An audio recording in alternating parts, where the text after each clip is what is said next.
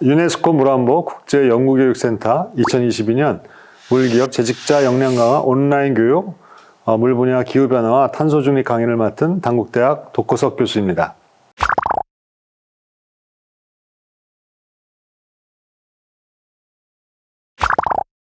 자, 그럼 지금서부터 강의를 시작하겠습니다. 여러분 잘 아시다시피 그 지구촌의 기후위기가 심각하다는 것은 이미 모두가 다 공감하고 계실 겁니다. 2021년 그 미국에 큰 한파가 닥쳤고요. 또 올해에도 그 파키스탄과 특히 영국, 또 중국, 또는 미국까지 많은 홍수와 가뭄으로 인해 온 지구촌이 아주 몸살을 앓았던 이러한 기상이변은 이제는 일상화가 되어서 뉴 노멀이 돼가고 있습니다. 이러한 기상이변에 따른 경제적 손실로 기후변화로 인해서 우리가 얻는 것은 굉장히 큰데요. 최근 20년 동안에 이 재해 횟수는 1.7배가 증가했습니다. 이로 인해 갖고 여러 가지 감염병과 또는 이 농축산물, 특히 작물에 그러한 큰 영향을 미치고 있는데, 여기 밑에 나와 있는 그래프를 잠깐 보시면 우리나라에서 인삼을 재배하는 면적이 감소되고 있는 추세를 그래프로 보여주고 있습니다. 인삼은 그 온도와 특히 기온에 굉장히 예민한 그러한 작물이기 때문에 이렇게 기후변화로 인해 갖고 온도가 상승하거나 또는 강우량이라든가 또는 가뭄이라든가 이런 것들에 의해서 큰 영향을 받기 때문에 우리나라에서도 이 인삼 재배가 없어지는 날이 아마 다가오지 않을까, 그렇게 생각을 합니다. 이러한 탄소 중립에 대한 문제점들은 세계적으로 같이 공감을 하고 있는데요. 이를 위해서 2016년에 파리협정이 발효가 됐고요. 또한 2019년에는 유엔의 기후정상회의를 통해서 이러한 세계적으로 문제가 되고 있는 기후변화를 종식시키자는 그러한 일치된 그러한 목소리를 높이고 있습니다. 밑에 나와 있는 사진과 같이 EU와 또는 미국의 바이든 정부, 심지어 중국이 유엔 총회에서도 이렇게 탄소 중립을 위한 세계적인 또 한 목소리를 같이 내고 있습니다. 우리나라가 2020년 10월에 대통령 시정연설을 통해서 탄소 중립을 이제 선언을 했고요. 이에 대한 구체적인 실행 방안으로서 2021년 5월 달에 탄소중립위원회가 출범을 했습니다. 그와 더불어서 9월 달에는 이 탄소중립 기본법이 제정이 되어서 실질적으로 모든 지자체에서 이러한 기본법을 위한 그 전략과 또 법안들을 시행을 하고 있습니다. 우리나라에 있어서 2030 온실가스 감축 목표도 설정이 되었는데, 탄소중립위원회에서 발표한 거에 따르면은 우리나라가 2018년 대비 2030년까지 약 40%를 감축하는 것으로서 상향을 해서 저희가 진행을 하고 있습니다.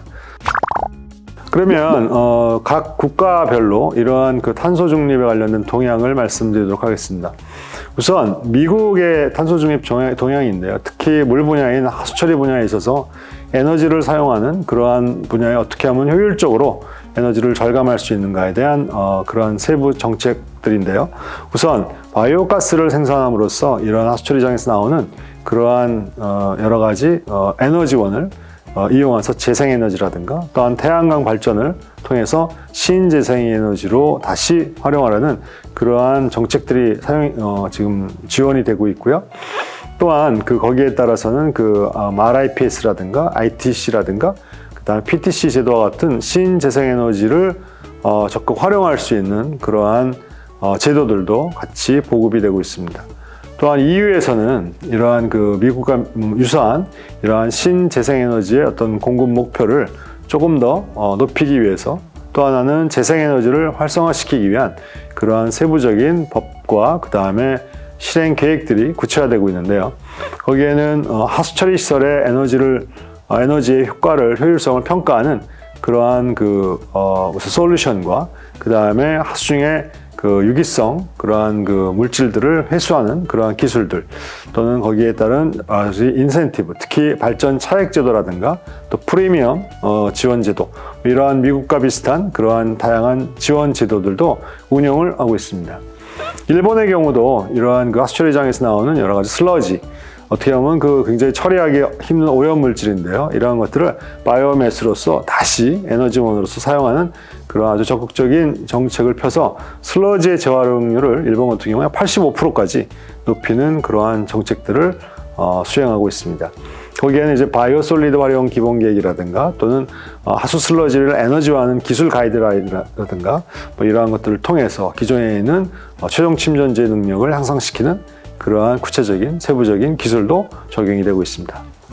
이제 그래서 이러한 그 에너지를 줄이는 부분에 있어서는 사실은 시민들과 기업들의 참여가 되게 중요합니다. 그러다 보니까 이러한 자발적인 에너지를 감축시키는 그러한 것들을 유도하는 여러 가지 다양한 프로그램들이 나와 있는데요.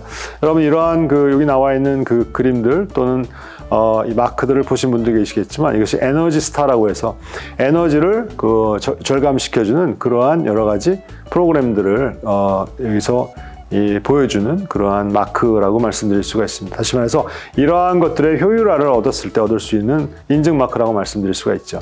거기에는 이러한 그 하수 처리장뿐만이 아니라 뭐 에너지 워터, 또 파워 스텝, 뭐 다양한 형태의 이러한 그 에너지 효율 관리 프로그램들이 돼서 거기에 따른 각각의 지원 제도들이 다양하게 준비되고 있습니다. 또한 에너지를 생산하는 또한 그러한 분야도 많은 지원을 하고 있는데요. 여기에는 특히 신재생에너지를 이용해서 발전을 유도해서 우리가 나중에 말씀드리겠지만 에너지를 감축하는 부분과 에너지를 흡수하는 부분, 또 에너지를 생산하는 부분으로 나눠지는데 이런 애들을 생산하는 그러한 부분까지도 여러 가지 제도가 마련되고 있습니다. 거기에는 미국의 RPS 제도라든가 또는 EU의 그 에너지 산업법 이러한 것들이 큰 기여를 하고 있는데요. 이러한 것들은 여러 가지 인센티브 제도를 통해서 이렇게 에너지를 생산했을 때 국가로부터 다양한 형태의 인센티브를 받는 그러한 제도로 구비가 되어서 운영이 되고 있습니다. 물 분야에 있어서는 우리나라에 있어서 크게 그 차지를 못하고 있는 것이 사실입니다. 왜냐하면 워낙 에너지라든가 산업 또는 이러한 농업 분야에서 온실가스 배출량이 상대적으로 크기 때문에 물 분야는 활발하지 않은 부분인데요. 앞으로 이러한 부분들은 계속 좀 개선해 나가야 될 그러한 이유들이 사실은 내포되어 있습니다. 영국과 호주 같은 경우는 물 분야에 대해서 되게 적극적으로 이러한 소위 탄소 넷제로를 구현하기 위해서 다양한 프로그램들이 진행이 되고 있습니다. 여기 나와 있는 것 같이 그 영국 같은 경우는 그 영국의 물기업을 대상으로 해서 2030 탄소 중립 전략 수립을 만들어서 2030년까지 넷제로 실질적으로 발생량을 제로로 만들기 위한 그러한 지원 시스템 또는 여러 가지 그 투자가 이루어지고 있는데 특히 어느 부분이냐면 7대 전략 분야라고 해서 수송과 에너지 또 직접 배출 감축, 재생에너지 생산 또는 생태계 복원, 개조, 리트로피팅 분야로 이렇게 크게 나눠서 지원을 하고 있습니다. 사실 물이라고 하는 것은 물을 수송하고 공급하는데 70에서 약 80%, 많게는 80%까지의 그 펌프 동력의 운송 비용이 있습니다. 다시 말해서 이러한 펌프 에너지라든가 또 수송 에너지를 절감하는 것은 굉장히 큰 탄소 중립에 기여를 하는 분야라고 말씀드릴 수 있어서 영국에서는 이러한 분야를 적극적으로 지원을 해주고 있습니다. 호주 빅토리아주 같은 경우도 넷제로 워터 사이클이라고 해서 이러한 그 호주에 있는 그 물 분야의 탄소 중립 계획을 지금 수립을 해서 진행을 하고 있는데요. 이러한 19개시의 도시 물순환 시스템을 만들어서 어떻게 하면 물순환을 이용해서 탄소를 저감할 수 있는 세부 어떤 방안들을 제시를 해서 2050년까지 이쪽은 넷제로를 달성하겠다 그런 목표로 진행을 하고 있습니다. 이러한 그 세계적인 트렌드에 있어서 특히 물 분야의 온실가스 인벤토리가 가장 중요한다. 이 인벤토리라고 하는 것은 결국 어느 분야가 온실가스를 가장 많이 방출하고 있는가를 아는 그룹이라고 말씀드릴 수가 있습니다.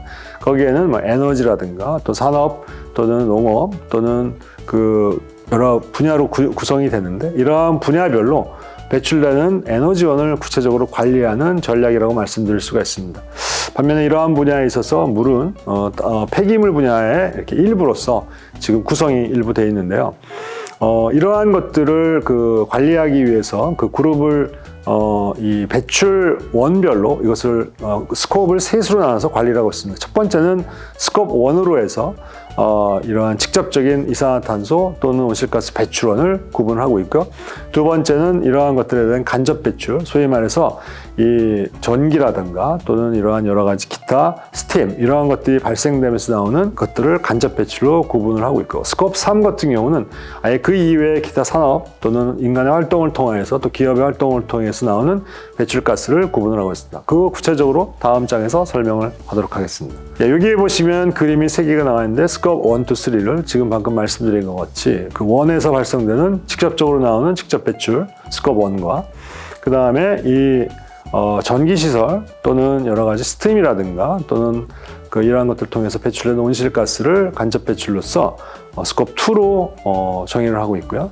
또한 기업의 여러 가지 활동에 통해서 배출되는 온실가스의 부분을 스코프 3으로서 이렇게 규제를 하고 있는데 보시다시피 가장 잘 규제를 할 수 있는 것은 스코프 1이겠죠. 포인트 소스 컨트롤로 이 부분을 직접 관할하기는 되게 쉽습니다. 반면에 스코프 2와 특히 스코프 3 같은 경우는 어떻게 보면 이 온실가스의 B.5호만이라고 말씀드릴 수 있죠. 다양한 분야에서 배출되는 온실가스가 있기 때문에 사실 관리하기는 되게 어렵습니다. 그럼에도 불구하고 전체적으로는 이러한 인벤토리 속에서 관리 대상으로서 제가 규정을 하고 있습니다. 이것은 이제 온실가스 인벤토리인데요. 이건 IPCC의 가이드라인에 맞춰서 우리나라에서 2018년에 환경연구원에서 이것들을 만들었습니다. 탄소 중립에 대한 이슈가 세계적으로도 너무 급박하게 돌아가다 보니까 우리나라에서도 이것들을 이제 짧은 시간 안에 만들어서 아직은 계속 보완, 수정을 해야 되는 상황입니다. 여기에 구성 내용을 보게 되면 크게 6가지로 구성이 되는데요. 첫 번째는 에너지, 산업공정, 농업, 그 다음에 LULUCF, 폐기물 이렇게 구성이 되어 있는데 그 중에서 가장 온실가스를 많이 배출하는 것은 아무래도 에너지 파트겠죠. 에너지 부분은 수많은 온실가스로 구성되어 있습니다. 거기에는 수송, 제조업 또는 여러 가지 연료 소모를 통해서 배출되는 온실가스가 상당량 포함되어 있고요. 그 다음에 여러 가지 화학, 금속 산업을 다루고 있는 산업공정 과정에서 방출되는 온실가스도 두 번째를 차지하고 있습니다.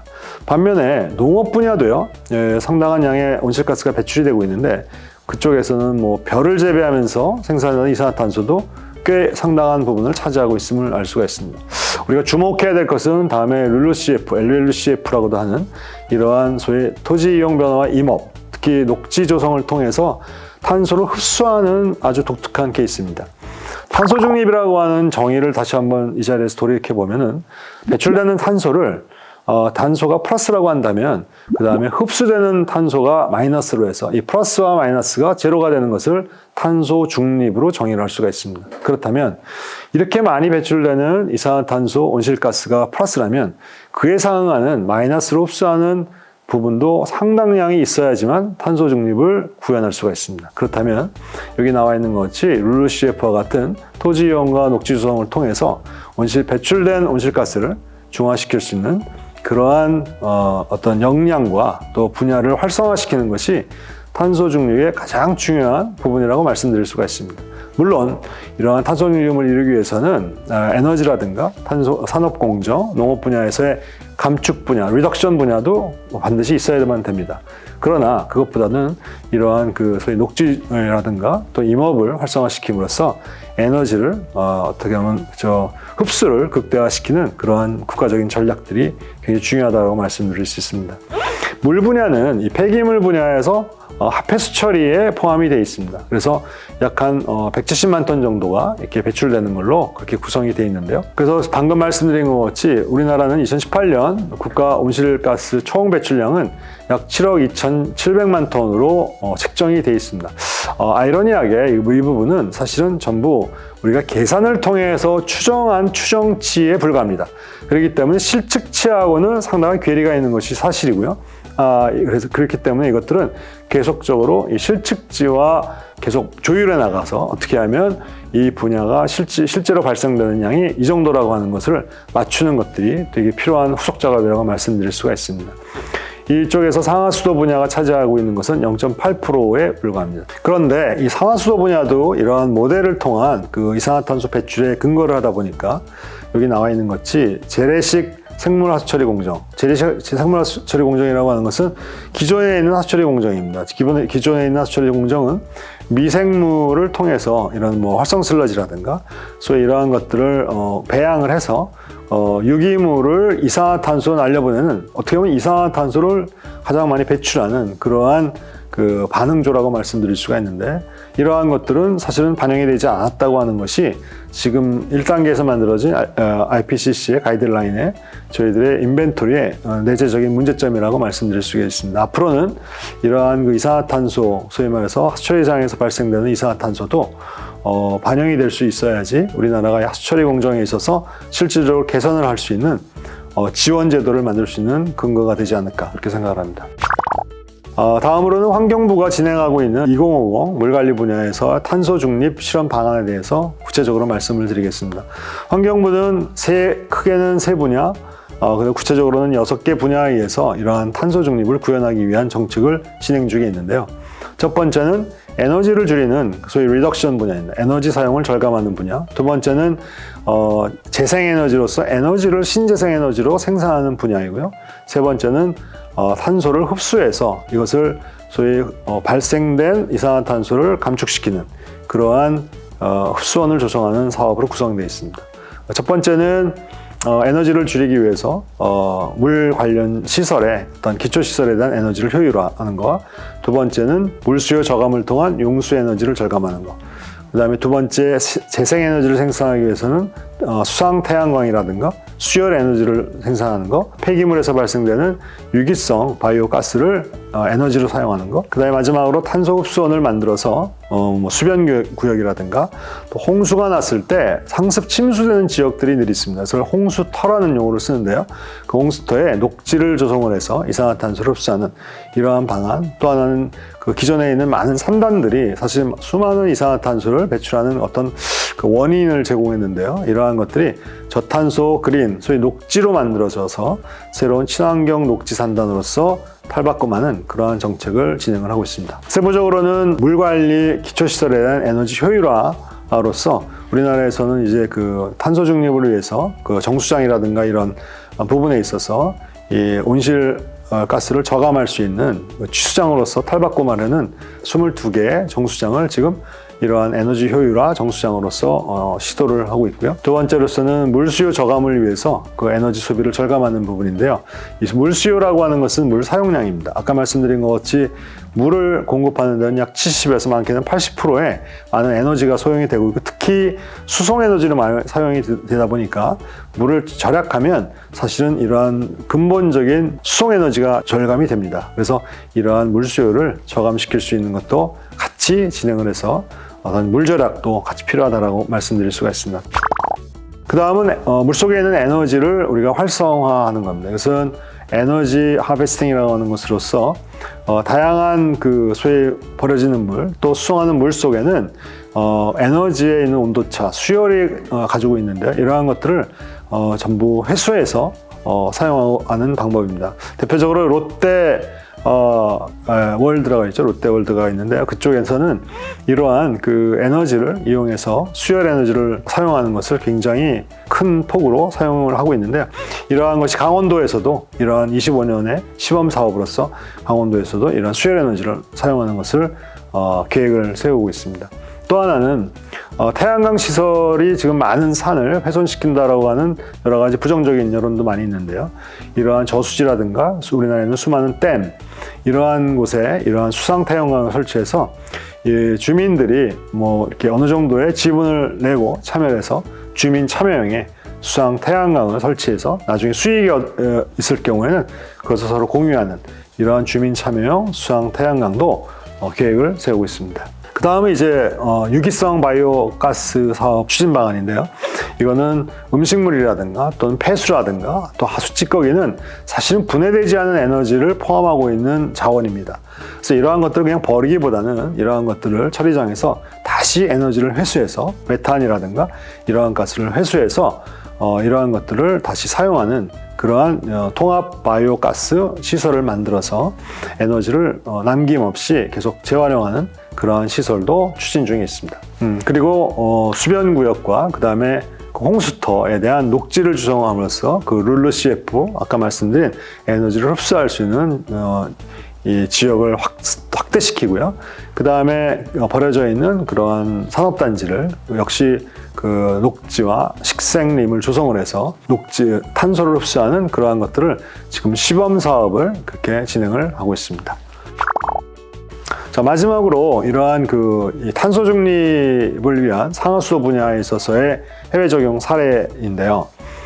우리가 물 분야에 있어서의 수도 시설이 소비하는 에너지는 약 0.5에서 6% 정도를 차지하고 있습니다. 반면에 그 탄소 중립형 물 관리가 이루어졌을 때는 약 20% 정도의 그 탄소 중립을 우리가 얻을 수가 있는데요. 따라서 우리는 이러한 그 탄소 중립형 물 관리가 굉장히 중요하다라고 하는 것을 우리가 깨닫고 어떻게 하면 전체적인 물 관리에 우리가 효율화를 시킬 수 있는가, 이러한 방법으로 접근을 해야 됩니다. 그러기 위해서는 전체 물 생산 공정서부터 수도를 공급하는 과정 플러스 수도가 나와서 하수로 돼서 하수처리장으로 들어오는 전 물 공급 과정에 있어서 그 요소 얼만큼 에너지가 많이 드는가에 대한 그러한 것들을 저희가 파악을 해서 그 요소별로 관리하는 그러한 세부 전략들이 필요하다고 말씀드릴 수가 있습니다. 그래서 독일에서 이러한 것들이 진행이 됐는데요. 특히 취수와 정수처리, 배급수, 그 다음에 하수집수, 하수처리, 하수배출,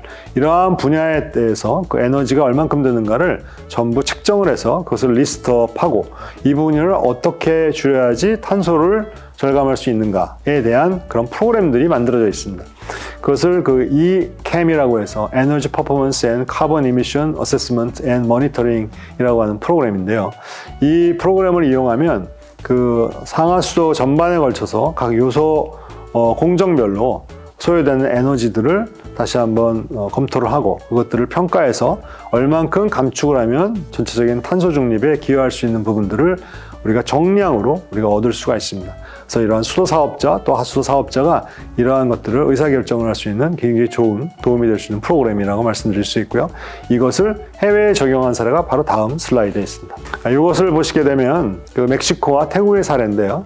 멕시코 같은 경우도 이런 하폐수 처리 시설을 통합시켜서 이러한 방금 말씀드린 것 같이 ECAM에 맞춰서 프로그램으로 평가를 했더니 이러한 온실가스 배출량을 약 연간 40%를 기존에 대비해서 절감했었던 사례가 있었고요. 태국 같은 경우도 이러한 상수도 공급 과정에서의 가장 에너지를 많이 소요하고 있는 이 펌프 운영 시설을 최적화시켜서 운영을 했더니 그 온실가스 배출량을 기존 대비 약 47.5%를 감소시켰던 해외 사례가 있습니다. 이와 같이 우리가 다양하게 개발되고 있는 여러 가지 탄소 중립 프로그램들을 활용을 한다면 우리나라에서도 이런 각 요소 공정별로 좀 에너지를 줄일 수 있는 그런 좋은 어떤 그 방안들이 되지 않을까 그렇게 생각을 합니다. 자, 마지막으로 이걸 정리해서 말씀을 드리고 마치도록 하겠습니다. 우리나라는 그 탄소 중립 기본법의 발효로 2030 국내 온실가스 감축 목표를 2018년 대비 약 40% 감축을 목표로 하고 있습니다.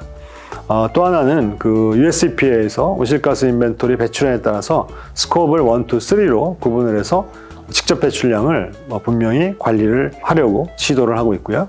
그 다음에 그 IPCC 가이드라인에 맞춰서 2018년 국가 온실가스 인벤토리 리스트가 만들어졌는데 거기에는 에너지, 산업공정, 농업, 그 다음에 LULUCF, 폐기물의 순서로 관리를 하고 있습니다.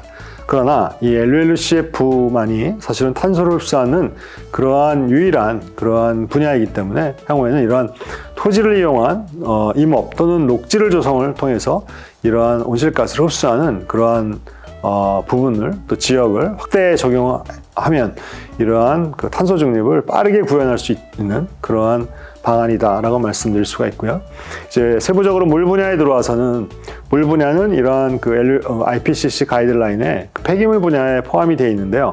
그 중에 하수처리장에서 배출되는 부분은 아직 그렇게 생물이 배출되는 이산화탄소에 대해서는 반영이 안 되고 있는 지금 상황이기 때문에 앞으로는 향후 이러한 것들이 고려가 돼서 실질적으로 이산화탄소를 많이 배출하고 있는 하수처리장에 대한 지원과 그러한 제도가 정량적으로 지원돼야 되겠다라고 말씀드릴 수가 있습니다.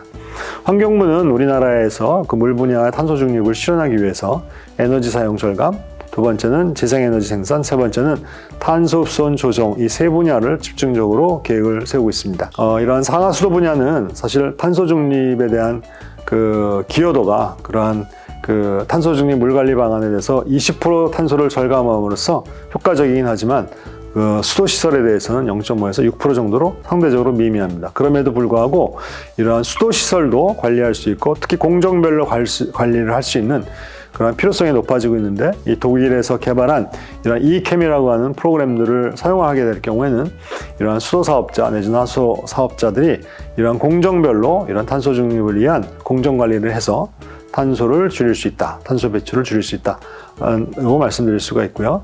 해외 사례로는 그 멕시코와 태국의 경우를 들 수 있는데요. 이 프로그램을 사용함으로써 온실가스 배출량을 기존에 대비 약 40%와 47.5%를 각각 절감한 사례가 있습니다. 네, 그러면 마지막으로 정리를 하도록 하겠습니다. 우리나라는 이제 탄소 중립 기본법의 발효로 2030년 국내 온실가스 감축 목표가 2018년 대비 40%로 목표를 하고 있습니다. 이러한 그 IPCC의 가이드라인에 맞춰서 우리나라가 이제 노력을 많이 하고 있지만, 이러한 가운데 그 LULUCF 분야의 소위 녹지를 조성함으로써 온실가스를 흡수하는 것들을 확대시켜야 되는 것이 사실 제일 중요하고요. 특히 이제 물 분야에 있어서는 이러한 탄소 중립을 위해서 이러한 여러 가지 에너지 사용 절감이라든가 또 재생에너지 생산, 탄소의 흡선을 조성하는 것이 사실 이 사업의 가장 중요한 부분이라고 말씀을 드리겠습니다. 이상으로 유네스코 물안보 국제연구교육센터 2022년 물기업 재직자 역량 강화 온라인 교육 물 분야 기후 변화와 탄소 중립 강의를 마치도록 하겠습니다. 단국대학 독구석 교수였습니다. 수고하셨습니다.